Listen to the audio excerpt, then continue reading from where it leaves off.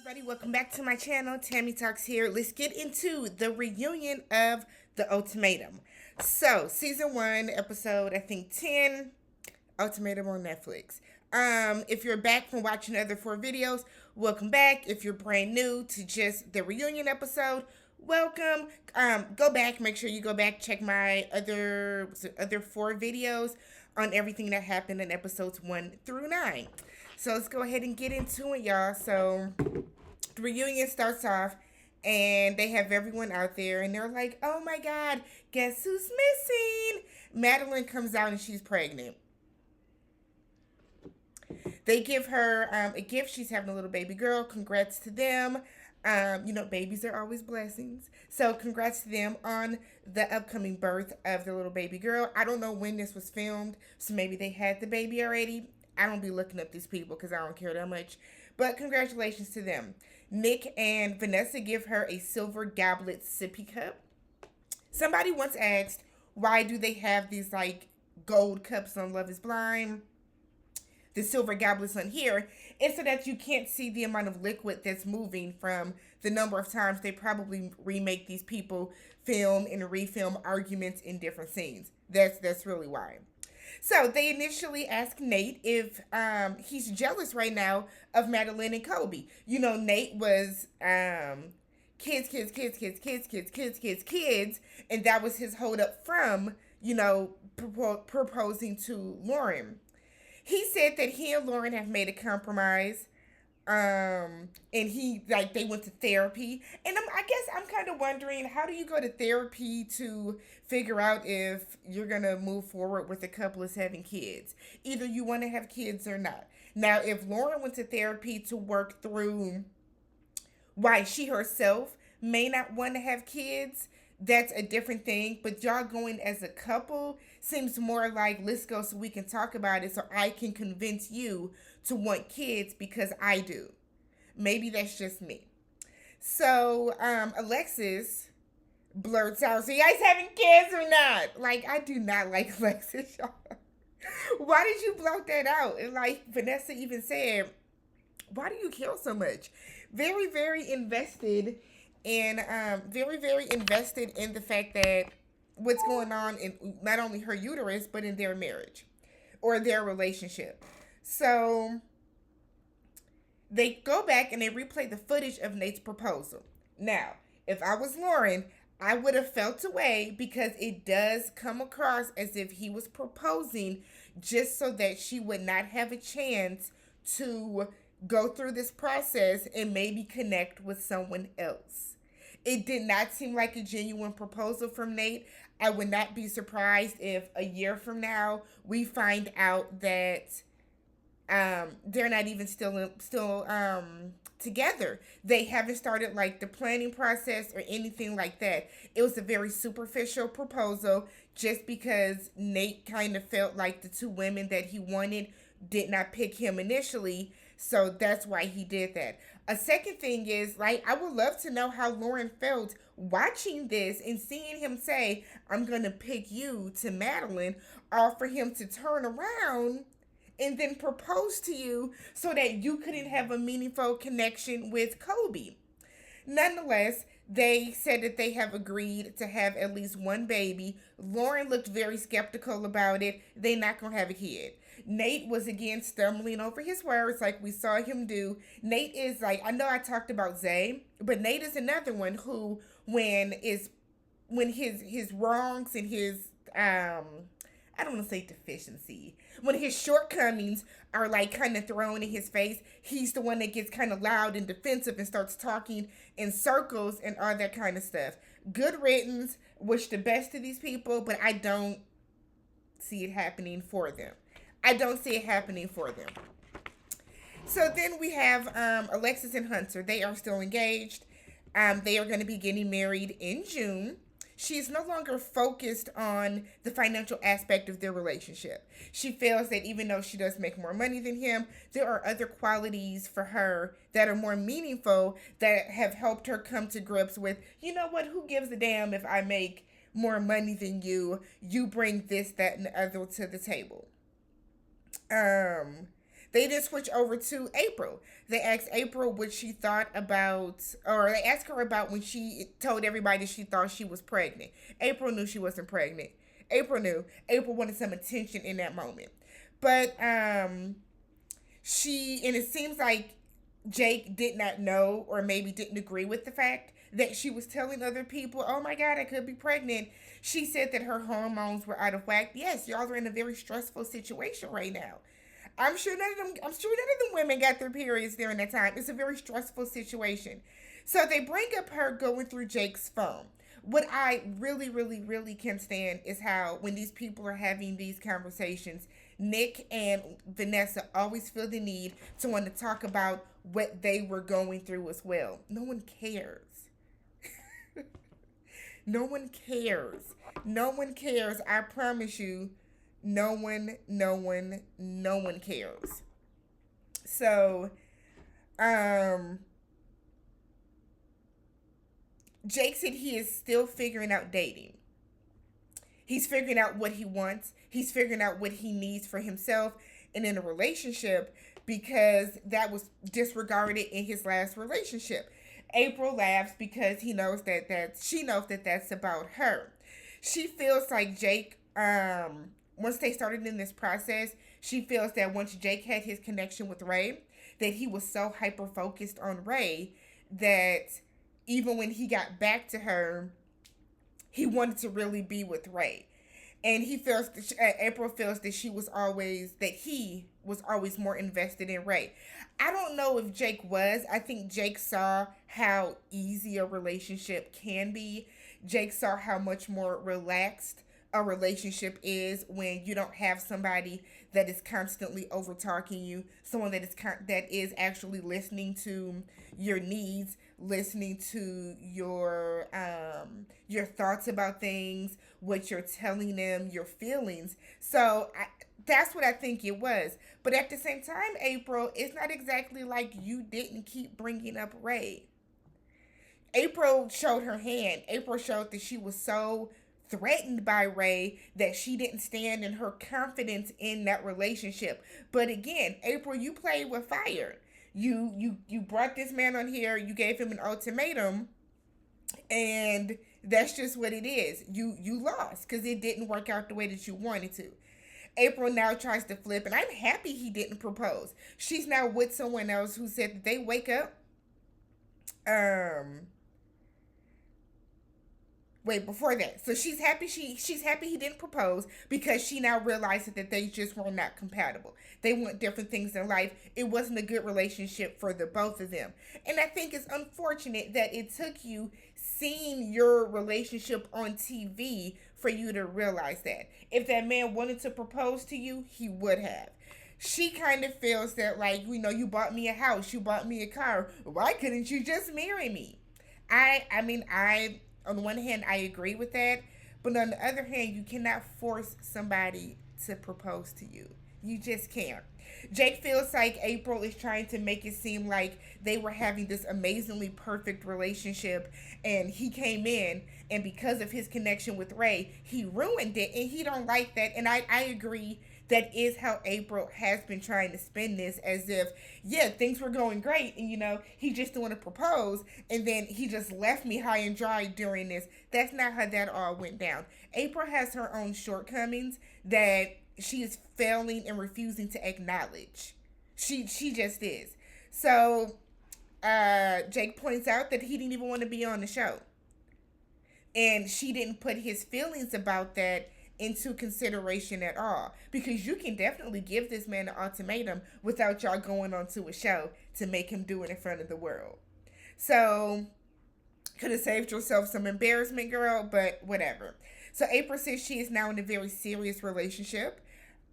She's with a man that wakes up every morning and tells her, hey, I love you, I miss you, can't wait to marry you. He calls her during the day, I love you, I miss you, can't wait to marry you. Before he goes to bed, good night, babe, I love you, I miss you, can't wait to marry you.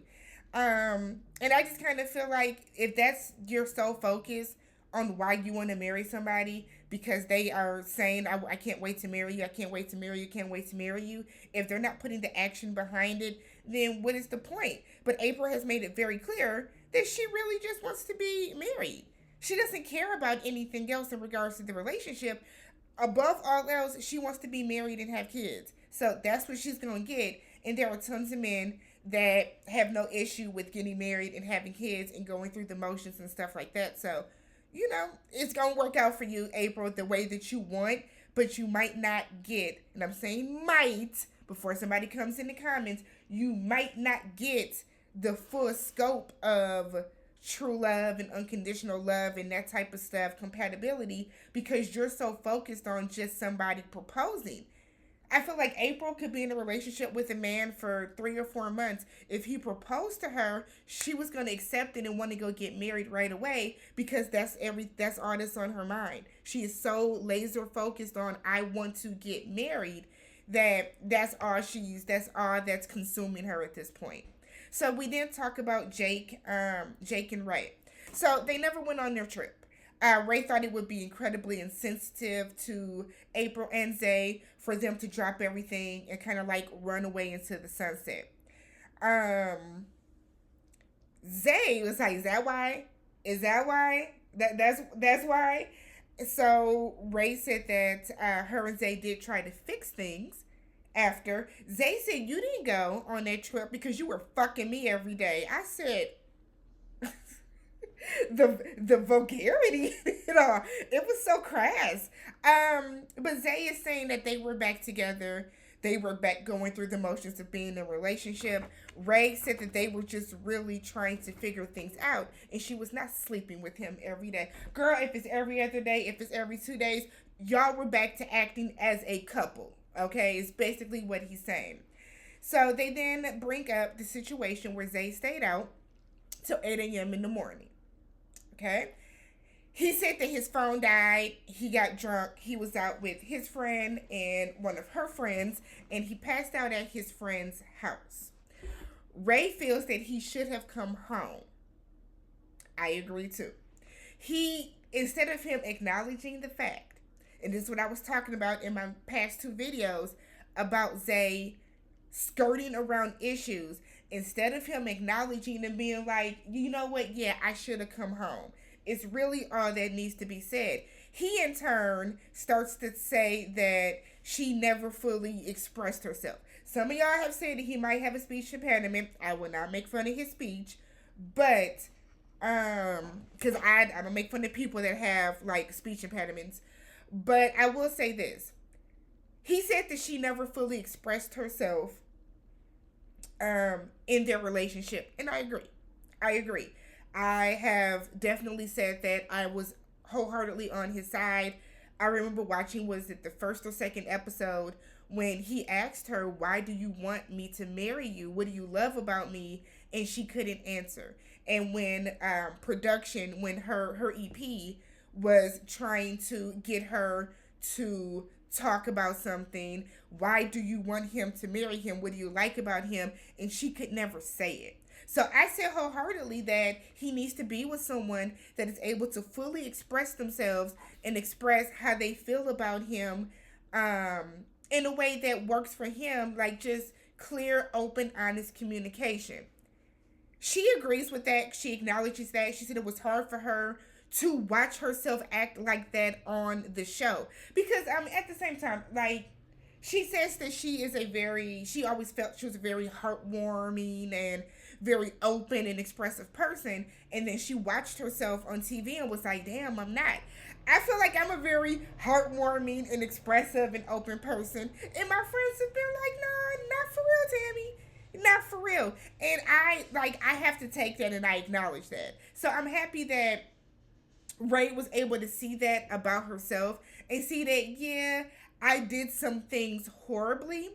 He thinks that he is now a better man because of the process. He now feels like he's able to better communicate with people. Ray has said that he does communicate better, that he feels that he's better to communicate with people, and he hopes that she is better at communicating with better at expressing herself, and she's a better woman on the other side of this as well. And I'm like, great, this is going awesome, right? So he's not dating. He's not worried about that. He's trying to figure out what it is that he's really looking for in a partner at this time. Ray, on the other hand, said that she has gone out on a date with a woman, and she's really trying to figure out her sexuality. She tried to suppress her being bisexual, or she wasn't as open with it. So kudos to you, girl. She was like glowing when she was talking about that woman. So you might want to, shorty swing that way. That might be best for you. So then they start talking about Shanique and Zay and the moment that they shared. So Shanique said that when she kissed Zay and the moments that they got physical with each other and the intimacy that they shared was out of jealousy. She was upset that Madeline was saying all this stuff about Randall. And she just kind of felt the way about it. So she wanted to try to make herself feel better in that moment. She said, but what those moments that they did for her was solidify that Zay just was not the person for her. She said that she told Randall right away when they got back together that they did have some moments. Ray, on the other hand, is like tearing up in the eyes, and I'm like, don't tell me this girl found out watching the damn show.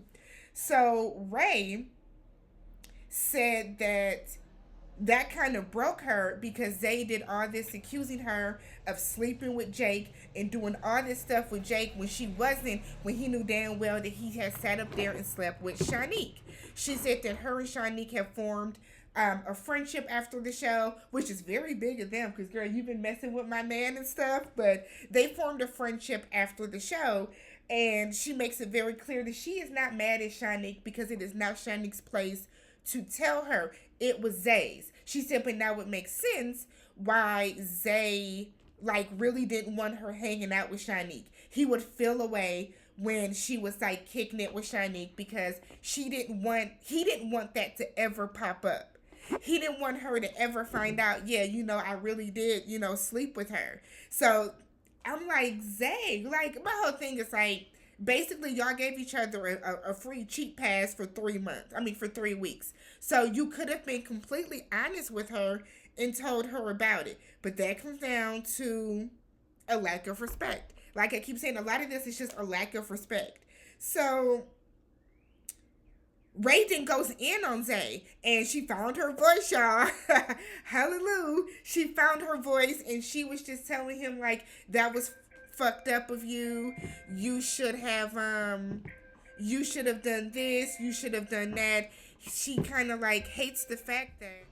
Sorry, on my phone. So she hates the fact that he was, going in on her about what she did when he was really just projecting the stuff that he had initially done. So they're going back and forth. They're cussing. She's yelling at him. He's trying to overtalk her and all this other stuff when all he had to say was, I apologize. And this is what I mean by Zay having this anger that he just cannot control because you're so upset now that she is calling out what you did wrong. Instead of him just being honest about it and being like, yeah, you know what? I absolutely did F up. I should have told you that I was messing with her. But no, he tried to flip it and project onto her. So he gets mad and he gets up and walks out. What are you walking out for? What are you walking out for? I've said a number of times that whenever Zay gets what he has done wrong put into his face, he can't deal. He can't handle it. And that's why I say, because typically he would come back, well, because in my past, people didn't do this, that, and the other. That's bullshit. That has nothing to do with you sleeping with this woman and then just not being honest about it. Because if you didn't think anything was wrong with it, then you wouldn't have tried to hide it. And then on top of that, you wouldn't have tried to make it seem as if you don't want her to hang out with Shanique. But I appreciate Ray for not, turning on Shanique like that because it's not her place to tell you. Kinda. Is it?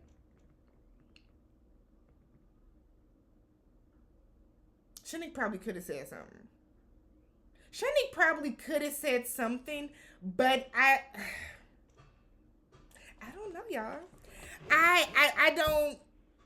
I don't fault Shanique for not saying anything to Ray, but she probably could have. So Zay comes back out and is just like, I'm sorry. And then we got to move on because what is going on here? This was that entire argument was stupid and embarrassing. They both should have been embarrassed by how they both were behaving in that moment. So we talk Shanique and Randall. They are no longer engaged.